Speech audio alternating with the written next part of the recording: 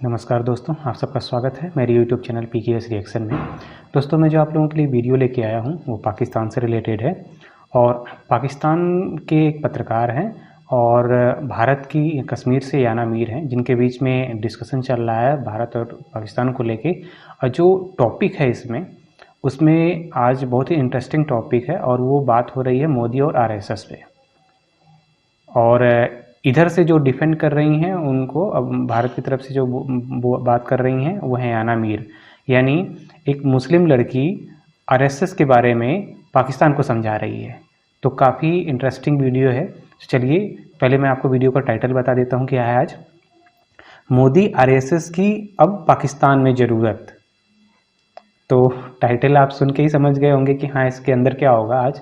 तो चलिए वीडियो को शुरू करते हैं और फिर बात करते हैं इस पर। देखिए, पाकिस्तान में लोग रोते, अब वहां का कल्चर ही ऐसा है कि भाई पाकिस्तान में उनका कल्चर, पाकिस्तानियों का कल्चर ही ऐसा है कि वो 8 लाख रुपए के जूते पहनकर भीख मांगने चले जाते हैं।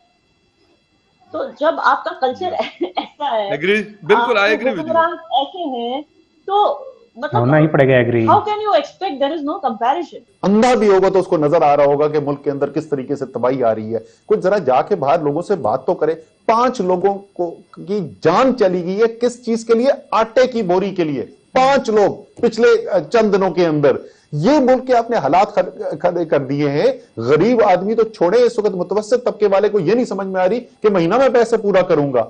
हजारों कारोबार बंद हो गए, लाखों लोग बेरोजगार हो गए।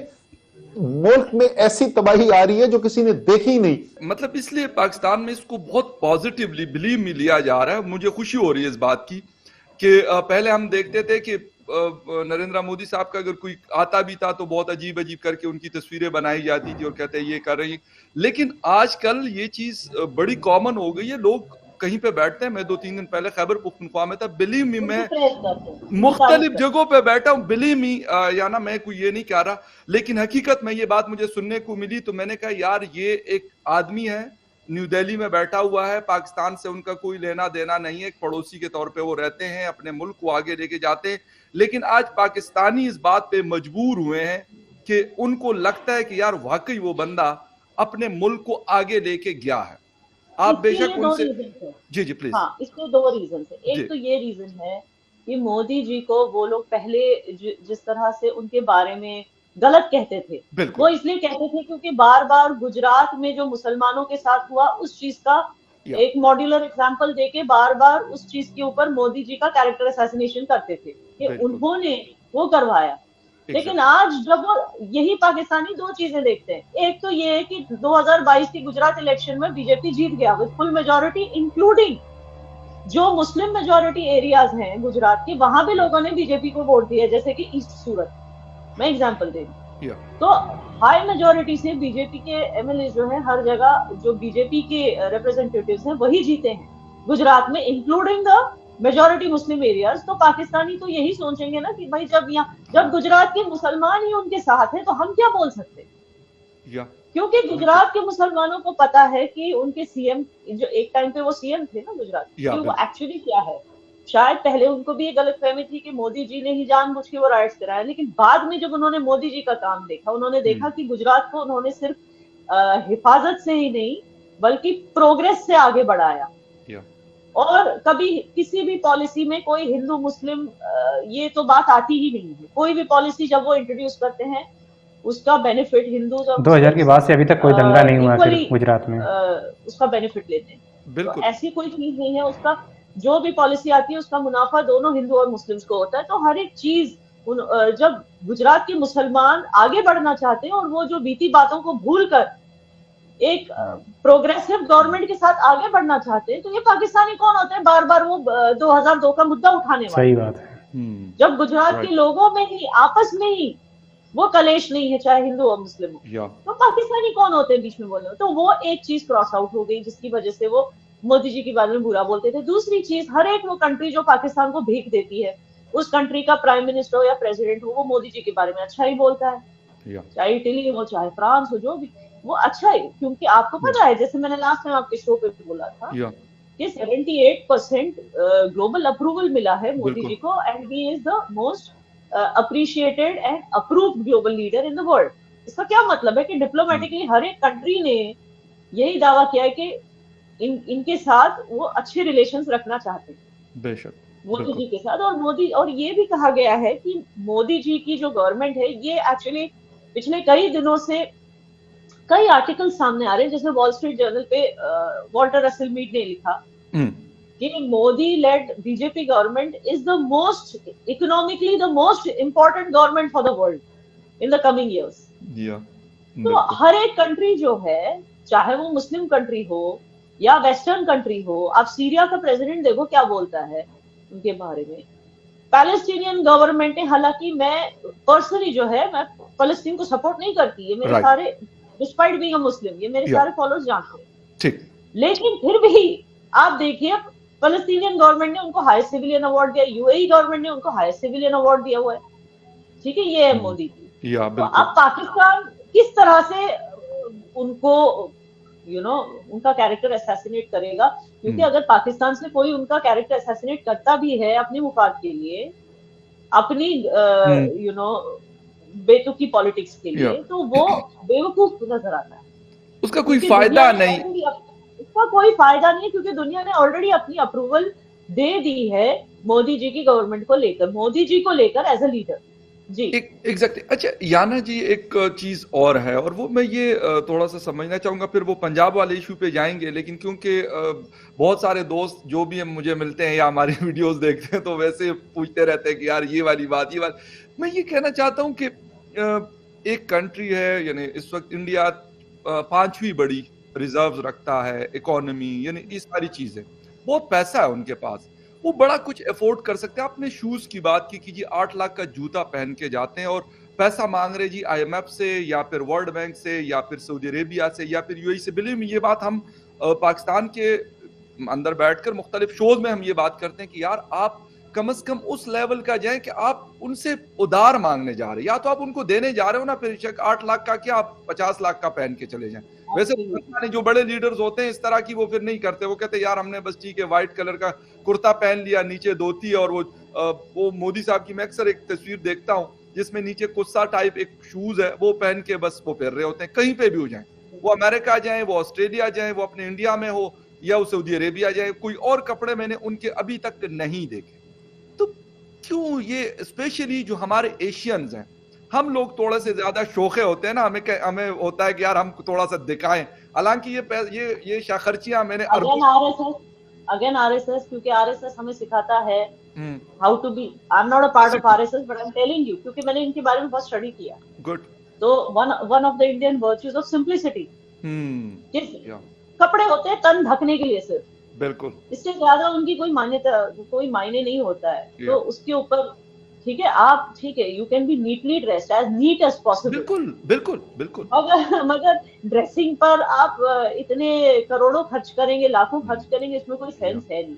यार बॉलीवुड वो चीज प्रमोट करता है, but Bollywood is a part of India, it does not represent Indian values as such, but हाँ, तो जो हमारी वैल्यूज है वो ये सिंप्लिसिटी।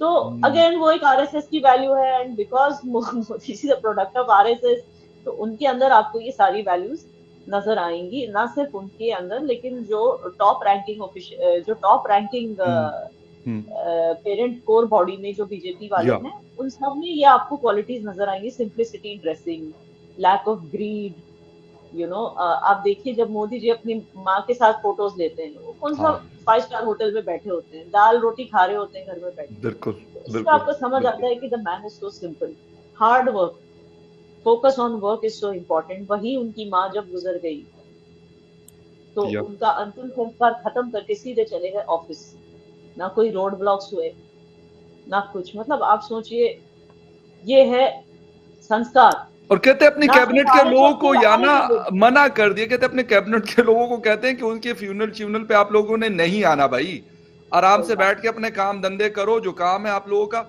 मतलब यहाँ पे हमारे यहाँ क्या होता है, यहाँ पे यानी प्राइम मिनिस्टर तो बहुत बड़ी चीज होती है, अगर किसी दूसरे ऑफिसर का कोई इस किस्म का हो जाता है तो पूरा ऑफिस तो कहते हैं जी फलां साहब की मदर या फादर की, मैं कहता हूँ कंडोलेंस और चीज है, वो करना चाहिए, लेकिन ये नहीं है, पूरा दफ्तर बंद हो जाता है। सरकार की मैं बात कर रहा हूँ, बिलीव मी। और जहाँ पे जो इस्लामाबाद का कब्रिस्तान है, क्योंकि मेरा ऑफिस का आना जाना उस रास्ते से किसी वक्त होता था, तो वो पूरा ब्लॉक होता था मुकम्मल तौर पे। वो रोड हालांकि बहुत खुली जगह है, बड़ी खूबसूरत है, तो वहां पे क्योंकि फलां के फादर या फलां के मदर की डेथ हुई है, तो पूरा दफ्तर क्या और पता नहीं बाकी ऑफिस के लोग वहां पे पहुंचे होते हैं। अरे कुछ तो सीख लो इंडिया से। वही मैं कह रही हूँ, तो सिंप्लिसिटी है। और एक मतलब खुद को इतना सेल्फ को इतना बड़ा नहीं समझना, अगेन दैट इज एग्जैक्टली। ये सारे हमारे वर्च्यूज हैं, और इन सारे वर्च्यूज को जो है आरएसएस प्रमोट करता है अपनी ट्रेनिंग में, यू नो, चाहे वो जो उनकी जो ट्रेनिंग होती है उसमें ये सब। लेकिन अनफॉर्चुनेटली आपके हुक्मरान ये कहते हैं कि आरएसएस जो है लोगों को नाजी बनने की ट्रेनिंग देता है। हाँ बिल्कुल। क्योंकि उनके जो शॉर्ट्स हैं वो नाजी लोग जिस तरह के शॉर्ट्स पहनते थे उस तरह के शॉर्ट्स हैं। तो ये क्या सेंस है? अब दुनिया को समझ में आ रहा है कि आरएसएस ने दरअसल क्या ट्रेनिंग दी है बीजेपी मोदी जी को देखकर एज अ रोल मॉडल। चाहे आप वीर सावरकर को गाली दे दो, पहले जो भी थे उनको गाली दे दो, गोडसे को गाली दे दो, ठीक है, लेकिन आज मोदी जी दुनिया के सामने एज अ रोल मॉडल। क्या आरएसएस ने क्या ट्रेनिंग, आरएसएस दरअसल ट्रेनिंग क्या देता है, आप खुद ही देख लो अपनी नजर आंखों से। बिल्कुल सही। तो यहाँ पे दोस्तों वीडियो ख़त्म हुआ, और आज पाकिस्तानी एंकर को हम देख रहे थे, वो हर एक बात से एग्री कर रहा था जो यहाँ से याना मीर उसका जवाब दे रही थी। खासकर वो जो आरएसएस के ऊपर बोल रही थी, तो वो आरएसएस की सारी बातों को एक्सेप्ट कर रहा था। और एक्सेप्ट करे क्यों ना, क्योंकि मुझे लगता है कि जो हमारे इसमें प्रधानमंत्री मोदी हैं वो आरएसएस के एक प्रोडक्ट हैं, और उनकी पूरे विश्व में मान्यता है। इस समय 78% उनको दिया गया था रेटिंग। तो आप सोच सकते हो कि वो बेचारा बोले भी क्या बोले, उसकी तो देश की हालत इस समय बस से बदतर है। खैर, इस स्थिति में भी बहुत से एंकर हैं जो इस सब चीज़ों को मानने को तैयार नहीं होते हैं।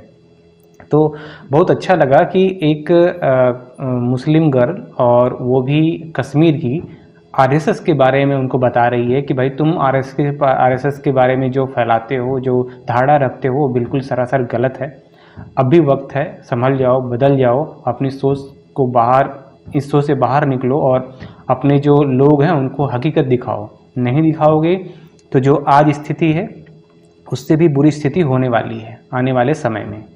खैर, हम देखते हैं कि वहाँ से बच्चों तक के जहन में ऐसी ऐसी चीज़ें भर दी गई हैं इंडिया को लेके, नफरत। उसे बोलो कि इंडिया के बारे में, तो वो बोलता है कि हम इंडिया को नस्तो नाबूद कर देंगे, तबाह कर देंगे। आपने मेरी पुरानी वीडियोज़ को आपने देखा होगा। और अगर याना मीर जी की उनकी खुद की स्टोरी है जो कश्मीर के बारे में पूरा एक्सपोज कर देती हैं कश्मीर को, ठीक है, जो वहाँ के टेररिस्ट थे, जो वहाँ पे कट्टरपंथी थे, उन सबको एक्सपोज किए बहुत अच्छे से।